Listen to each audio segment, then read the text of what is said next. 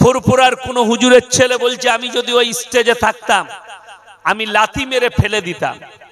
তখন আমি বলতে বাধ্য হয়েছি কেউ কিয়াম যদি না করে তাকে লাথি মারলে সেই কিয়াম করাটা হারাম শরীয়ত। কিছু এই জিলাপি হুজুররা আর গুটকাখোররা এরা ফতোয়া দিচ্ছে হাজী ইমদাদুল্লাহ মুহাজিরে মক্কি রহমাতুল্লাহ আলাই তিনি কিয়াম করেছেন। মুফতি জুবের রিজভী গুটকাখোর, সে বলেছে দেওবন্দিরা শুরু হয়নি। যারা মনে মনে ভাববেন ইয়াসিন সাহেব বিতর্কিত বক্তা, আমি বিতর্কে জড়াইনি, আমাকে জড়িয়েছে। আমি স্টেজে বসে আছি, তার মন গেছে কিয়াম করেছে, আমি করিনি। তার ইচ্ছা গেছে কিয়াম করেছে, আমি করিনি, আমি কিছুই জানিনি। এক সপ্তাহ পরে দেখছি ফুরফুরার কোন হুজুরের ছেলে বলছে আমি যদি ওই স্টেজে থাকতাম আমি লাথি মেরে ফেলে দিতাম। তখন আমি বলতে বাধ্য হয়েছি কেউ কিয়াম যদি না করে তাকে লাথি মারলে সেই কিয়াম করাটা হারাম শরীয়ত। এবং আমি কে এবং কি এবং আমি কোথায় কার সঙ্গে আমার সম্পর্ক আছে এবং থাকে আমি ফেসবুকে ওটাকে হাইলাইট করে দিয়েছি। দারুল উলুম দেওবন্দের উস্তাদ মোহতারাম হযরত মাওলানা মুফতি ইউসুফ সাহেব তাউলি এবং হযরত মাওলানা মুফতি সালমান সাহেব মনসুরপুরি, যিনি এখন দারুল উলুম দেওবন্দের উস্তাদ, আমি দুজনের সাক্ষাৎকার নিয়েছি। দেখুন চলে এসছে মেহমান, বাংলাদেশের রওনাক বলছে। এইসব মানুষগুলো আমাদের খুব অন্তরের, আমি ইনাদের লেগে দোয়া করি বাংলাদেশের আলেমের জন্য। তো আমি যেটা বলছিলাম যে আমি জিজ্ঞেস করলাম আমাদের দেশের আমার মুসলমান ভাই, আমি ক্লিয়ার করেছি, হযরত ক্লিয়ার করেছেন যে कुछ लोगों ने ये सवाल किया रशीद अहमद गंगोही रहमतुल्लाह अलैह से कि हजरत आपका जो पीर है वो तो क्याम करते हैं, उनके वहां तो खनका में मिलाद भी होती है। तो रशीद अहमद गंगोही रहमतुल्लाह अलैह ने जवाब ये दिया कि हाजी साहब का तो मसला हम ही से लेना है, हम बायत इसलिए नहीं हुए कि हम उनसे मसला ले, बल्कि हाजी साहब को हमसे ही मसला लेना पड़ेगा। এটা জিয়াউল কুলুব বলে একটা কিতাব, ফারসির কিতাব, সেটা উর্দুতেও আছে। এই কিতাবটাই ক্লিয়ার লেখা আছে।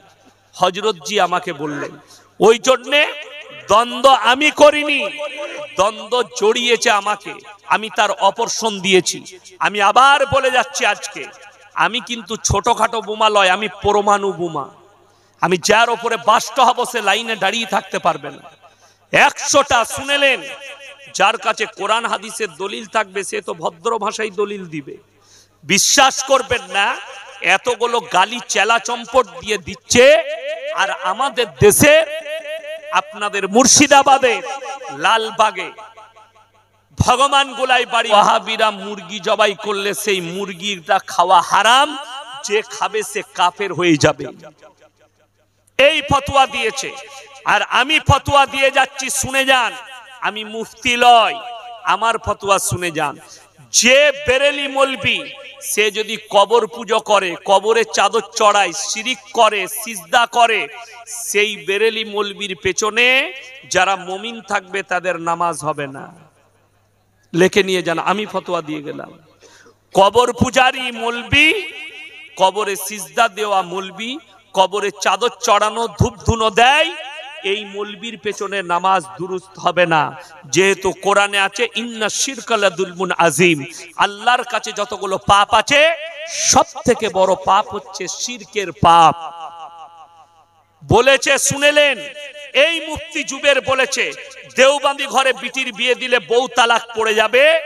আর আমি ভগবান গোলায় জলসা করতে গেলাম, খোঁজ নিয়ে এলাম তার বিটি পালিয়ে গিয়ে একটা দেওবন্দি ছেলের সাথে বিয়ে করেছে। তাহলে তোর বউটা কি হলো? এরপর বল, আমার কথাটা বুঝতে পারেননি?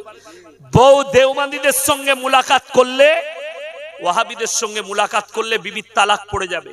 আমি মুর্শিদাবাদ সালারে জলসা করতে গেছি, আমার আগে একজন, আমি বক্তব্য দিচ্ছি, আমার পরে একজন জিলাপি হুজুর বয়ান করবে। এলেন, আমি তার সঙ্গে মুলাকাত করলাম। সালাম আলাইকুম হযরত, ভালো আছেন? জি। বসে গেল। আমি মসজিদে এসে খানা খেতে গিয়ে বললাম যে ওকে আর পর প্রশ্ন কর, তো তুমি যার সাথে মুলাকাত করেছো ও তো তোমার বিপক্ষ লোক, তোর বউটা কি হবে বল? তোরা তো ফতোয়া দিস সালাম করলে তালাক হয়ে যাবে, ইয়াসিনের সাথে মুলাকাত করেছে, তোর বউটা কি হবে? কথাটা বুঝতে পারেননি? এর থেকে বড় নিকৃষ্ট ভাষা আর কিছু নাই। আর আমি ইয়াসিন বলে যাচ্ছি, কোন একটা অমুসলিম হিন্দু ব্যক্তিকেও জাহান্নামী বলতে পাবেন না। যদি কেউ বলে, আর সে যদি কিয়ামতের পূর্বে, মৃত্যুর পূর্বে যদি কালমা পড়ে মুসলমান হয়ে মুমিন হয়ে যায়, কিয়ামতের দিনে তুমি লাঞ্ছিত হবে। আমাকে সাউদ সিদ্দিকী, ফুরফুরার একজন হুজুরের ছেলে, সিরাজ সিদ্দিকীর ছেলে, ডাইরেক্ট বলেছে ইয়াসিন কাফের, কিয়াম করেনি বলে। আমি বলে যাচ্ছি, কেউ যদি বলে আল্লাহর নবী হাজির নাজির, আল্লাহর নবী আলিমুল গায়ব, আর এই বলে যারা কিয়াম করবে, যে বেরেলবিরা কিয়াম করে, এই কিয়ামটা করা একদম সম্পূর্ণ শরীয়ত সম্মত না জায়েজ। আল্লাহর নবীকে হাজির নাজির যে মনে করবে, কোরআনকে মিথ্যা বলা হবে। আল্লাহর নবীকে যারা আলিমুল গায়ব মনে করবে, মেরাজকে অস্বীকার করা হবে, কোরআনকে অস্বীকার করা হবে। ওই জন্যে মেহমানের সামনে বিয়াদবি করে ফেললাম, দুটো কথা বলে ফেললাম। আপনারা আমার জন্য দোয়া রাখবেন, আমি আপনাদের জন্য দোয়া রাখি। হায়াত বাকি তো মুলাকাত বাকি, সবাই আমার জন্য দোয়া করবেন। আমিন। ওয়া আখিরু দাওয়ানা আনিল হামদুলিল্লাহি রাব্বিল আলামিন। আসসালামু আলাইকুম। আচ্ছা, কি আছে? মাশাআল্লাহ, একরাম মাস্টার ভাই 1000 টাকা নগদ, আতিফ শেখ 500 টাকা। মাশাআল্লাহ। সালাম। আমি একদিন দুদিন নয়, 40 রাত জেগে কেঁদেছি আল্লাহর কাছে, আল্লাহ তুমি আবু জাহেল নাইলে উমর, দুজনের মধ্যে একজনকে ইমাম দান করো, ইসলাম মজবুত হবে। আল্লাহ আমার দোয়াকে কবুল করে আল্লাহ তোমাকে ইমাম দান করেছে। জোরে বলুন সুবহানাল্লাহ। আপনি এমন আখলাক আর চরিত্র নিয়ে আসুন, এমন ব্যবহার নিয়ে আসুন, আপনার ব্যবহারে, আপনার আখলাকে, আপনার চরিত্রে যেন অমুসলিম ভাই কলমা পড়তে বাধ্য হয়। আপনার প্রতিবেশী সে যেন আপনার কাছ থেকে সুখ পায়, কষ্ট পায়। আল্লাহর নবীর হাদিস, তোমরা দেখো না কোন জাতের, সে দলিত হোক, আদিবাসী হোক, হিন্দু হোক, যে ধর্মেরই হোক, সে যদি ক্ষুধার্ত হয় খাবার দাও, বস্ত্রহীন হলে বস্ত্র দাও, বিপদে পড়লে পাশে দাঁড়াও, তোমার কাছ থেকে যেন সে কষ্ট না পায়। নবীজি এই আখলাকটাই দিয়েছিল। নবীজিকে যারা পাথর মেরেছে, কুফফারে মক্কা, তাদেরকে নবীজিকে যারা রক্তাক্ত করেছিল, নবীজি সাল্লাল্লাহু আলাইহি সাল্লাম তাদের জন্য দোয়া চেয়েছেন, আল্লাহ তুমি এদিকে হিদায়াত দাও। আল্লাহ নবী সাহাবীদের উপরে যারা অত্যাচার করেছে, নবীজি তাদের জন্য দোয়া চেয়েছেন। আল্লাহ নবী যেদিনে মক্কা বিজয় করেছেন, আল্লাহ নবী সাহাবীরা বললেন, ইয়া রাসূলুল্লাহ আজকে আমরা বদলা লব। নবীজি বলছেন, এ কথা বলো না, আমার 5টা কথার উপরে আমল করো। তোমরা বৃদ্ধকে মারতে পাবে না, বৃদ্ধাকে মারতে পাবে না, শিশুকে মারতে পাবে না, আত্মসমর্পণ করলে মারতে পাবে না, কাবা ঘরে প্রবেশ করলে মারতে পাবে না। আমি আল্লাহর নবী, আমি দয়ার নবী, আমি ক্ষমা করতে জানি, দয়া করতে জানি, বদলা নিতে আমি আল্লাহর নবী জানি না। জোরে বলুন সুবহানাল্লাহ। আর আপনি বদলা নিচ্ছেন আপনার ভাইয়ের কাছে, আপনি বদলা নিচ্ছেন আপনার প্রতিবেশীর কাছে, আপনি আল্লাহর কাছে কি জবাবদিহি করবেন? একবারও ভেবে দেখেছেন যে আমি আমার আল্লাহর কাছে কি জবাব দেব? আমি আমার ভাইয়ের কাছে বদলা নিচ্ছি, আমার প্রতিবেশীর কাছে বদলা নিচ্ছি। কোরবানি করতে শিখুন। ইসলাম কোরবানির পরে এই জায়গায় পৌঁছেছে। কোরবানি মানে এটা নয় আমরা কোরবানি দিই মাংস খাবার জন্যে। কোরবানির মানে এটা নয়। কোরবানি মানে হচ্ছে ত্যাগ, আল্লাহর রাস্তায় ত্যাগ করা। কি কে? হিংসা, বিদ্বেষ, অহংকার, আত্মগরিমা সব তোমরা কুরবানি করে দাও। অহংকার করো না, অহংকারকে কুরবানি করো। কিসের অহংকার করেন? শক্তির। আমার ভাই যারা দুনিয়াকে প্রাধান্য দিয়ে বসে আছেন, যে দুনিয়ার পরে দুনিয়াতি শক্তি নিয়ে এসো, চেয়ার লাও, বল তৈরি করো, দল তৈরি করো, তারা কান খুলে শুনে যান। আমরা বাচ্চা ছেলেদিকে খেলনা এনে দিই না? সেই খেলনাটা ভেঙে গেলে একটা বাচ্চা ছেলে কেমন ভাবে কাঁদে, মনে করে তার একটা বিরাট কিছু হয়ে গেছে। আমরা যখন ছোট থাকি, আমার মেয়ের কাছে একটা গাড়ি ছিল, তো আমার ভাইরার ছেলে এসছে, সে নিয়ে পুকুরে ছুড়ে দিয়েছে বাড়ি। তো আমার মেয়ে কাঁদতে লাগলো, আমাকে ধরে, আমাকে গাড়ি আজকেই এনে দিতে হবে। আমি বললাম আবার এনে দেবো, গাদা পাওয়া যাবে। কিন্তু সে মানে না, আমাকে ওই গাড়িটাই লাগবে যেটা ডুবে গেছে। কেন? সে বাচ্চা, সে মনে করছে এটাই আসল গাড়ি। কিন্তু সে যখন বড় হবে, তার যখন বয়স 15 বৎসরে আসবে, সে তখন মনে মনে ভাববে আমি যেটাকে গাড়ি ভাবতাম ওটা খেলনা ছিল, আসল গাড়ি তো আমার আব্বু যেটা চাপছে ওটাই। কথাটা বুঝতে পেরেছেন না পারেননি? আমার মুসলমান ভাই, যারা দুনিয়াটাকে মনে করেছেন এটাই আমাদের আসল দুনিয়া, যখন কিয়ামতের ময়দানে হাজির হবে তখন মনে হবে আমি তো দুনিয়াটা শুধু খেলতামাশার জায়গা ছিল, খেলনার মতো জায়গা ছিল, আসল জায়গা তো আমার এখানেই আছে, জান্নাত। কোরআনে আছে, আল্লাহ নবীকে আল্লাহ বললেন সেদিনের কথা বলো, কান্নাহুম ইয়াউমা ইয়ারাউনাহা লাম ইয়ালবাসু ইল্লা শিয়াতান আও দুহাহা। সেদিনের কথা বলো যেদিনে মানুষ বলবে আমরা তো কিয়ামতের পরিপ্রেক্ষিতে দুনিয়াতে একটা সকাল আর একটা সন্ধ্যার বেশি গুজার করিনি। আপনার 90 বছরের জিন্দেগি, 70 বছরের জিন্দেগি, কিয়ামতের দিনে মনে হবে একটা সকাল আর একটা সন্ধ্যার বেশি সময় দুনিয়াতে ছিলাম না। আপনি ভেবে দেখুন, যারা মনে করছেন আমরা পাপ করি, আমাদের পাপ কেউ দেখতে পাই না, আল্লাহর কসম করে বলছে আমার আল্লাহ অবশ্যই দেখছেন। এবং তোমাদিকে গ্রেফতার করার জন্য 2 জন ফেরেশতা তোমাদের কাছে নিযুক্ত আছে, তোমরা খবরই রাখো না। কিরামান কাতিবিন, কিরামান কাতিবিনা ইয়ালামুনা মা তাফআলুন। আমি 2 জন ফেরেশতা নিযুক্ত করেছি তোমাদের ডান দিক আর বাঁ দিক। কাতিব মানে হচ্ছে যারা টাইপ করে করে লেখে, আরবিতে তাদেরকে কাতিব বলা হয়। টাইপ করে করে লিখে রাখবে। কিয়ামতের দিনে কোরআনে আছে, আল্লাহর কাছে হিসাব নেওয়াটা আপনার জন্য, আপনাদের হিসাব নেওয়াটা আল্লাহর জন্য কতটা সহজ জানেন? আল্লাহ কোরআনে বললেন আমি কিয়ামতের দিনে বলবেন আল্লাহ ইকরা কিতাবাক কাফা বিনাফসিকাল ইয়াউমা আলাইকা হাসিবা।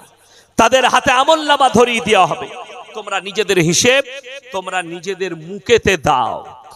ওই জন্য দুনিয়ার প্রতি মহাব্বত কেউ রাখবো না, জোরে বলুন ইনশাআল্লাহ। দুনিয়া ভাববে এক্ষুনি আছে এক্ষুনি নাই। আচ্ছা, আমরা ডাক্তার ঘরে বিবিকে নিয়ে গেলে পেটে বাচ্চা থাকলে ডাক্তার জিজ্ঞেস করে কবে তোমার মেন্স বন্ধ হয়েছে, জিজ্ঞেস করে না? করে না? ডাক্তারকে বলে দিলেন, ডাক্তার তারিখ হিসেব করে সবকিছু হিসেব করে ডাক্তারে কি বলে দেয় যে এত তারিখে অমুক মাসে তোমার স্ত্রীকে নিয়ে আসবে, তখন বাচ্চা হবে, ঠিক কি না? বলে তার আগে যন্ত্রণা হলে নিয়ে আসবে, কম আর বেশি একটা ডেট পায়। এখানে হাত তুলে বলুন তো কে জানেন কবে মরবেন? আমাদের জানা আছে আমাদের মৃত্যুর তারিখ কবে?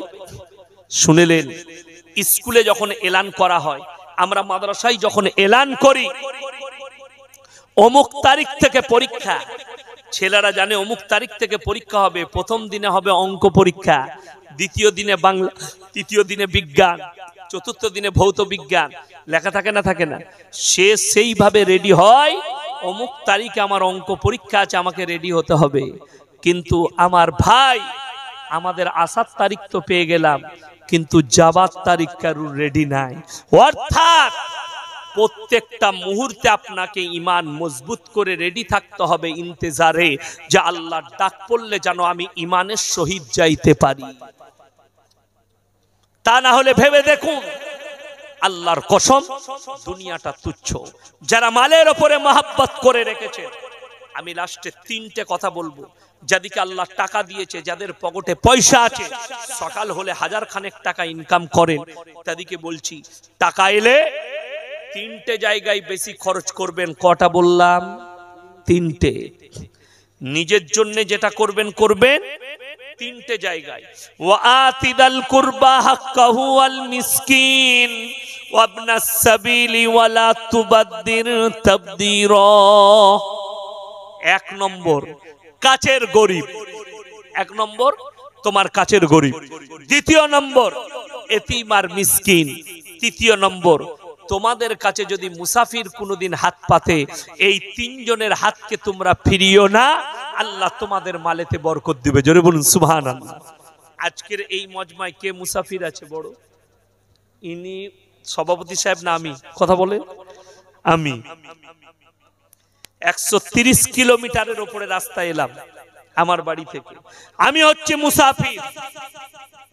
আপনাদের কাছে আমার মুসলমান ভাই, আল্লাহ টাকা কখন কেড়ে নেয়, কখন আল্লাহ তাদেরকে কেড়ে নিয়ে গরিব বানিয়ে দেয়।